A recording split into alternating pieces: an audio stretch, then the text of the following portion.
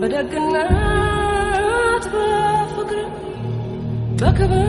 ተጠርቶ በክብር ይሄዳል ሰው ሊኖር ሰው ሞቱ